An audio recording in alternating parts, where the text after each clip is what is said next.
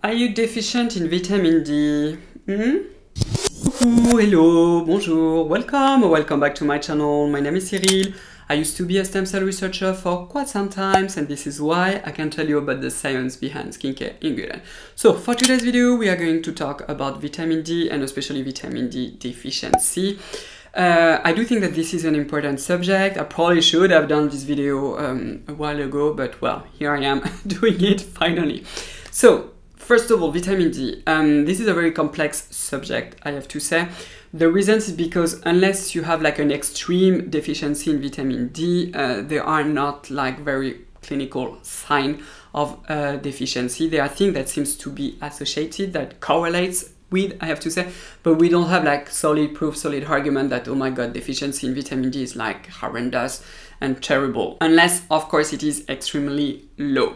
This being said, there are things that we still that we do know about vitamin D. One of them is simply related to calcium. We do know that vitamin D is very important to absorb the calcium from the food, and also to fix the calcium in the bone. That is very important, like to mineralize the bone. And there are also a study that tends to associate, especially in elderly, so people who are 60 or above, that supplementation in vitamin D goes with a lower risk to fracture the bone, so basically to break a bone and etc. So I mean, that is interesting.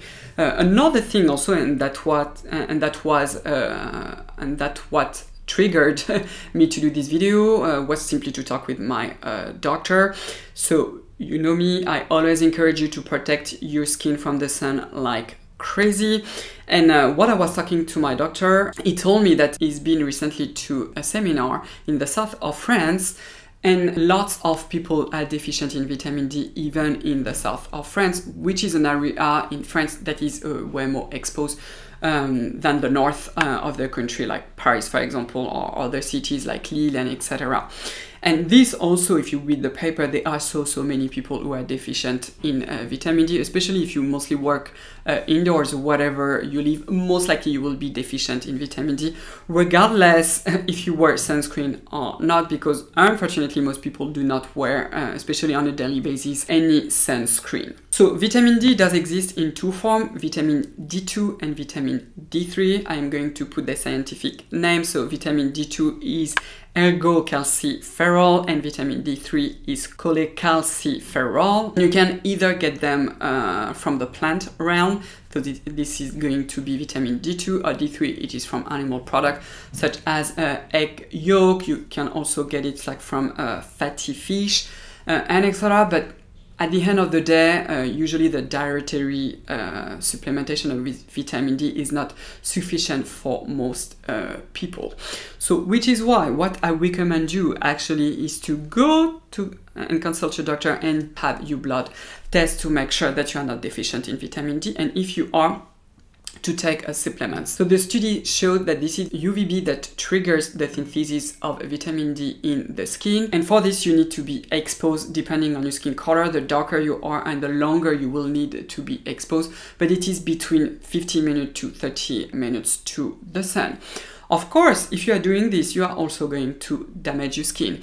There are also some studies that show that just after 15 minutes of irradiation from UVB, you already have production of free radicals in the skin. So, I mean, at the end of the day, this is your choice.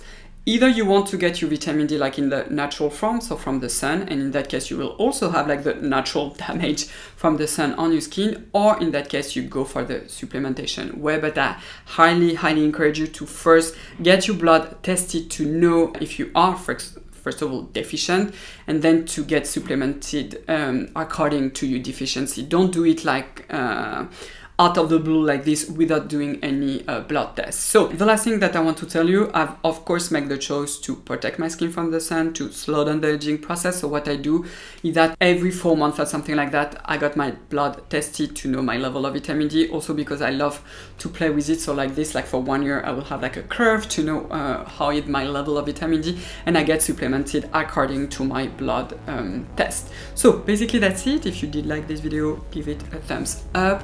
Don't forget also to subscribe to my channel and to ring the bell to not miss any of my new future videos. Thank you so much for your precious time, and I will see you next time. Au revoir.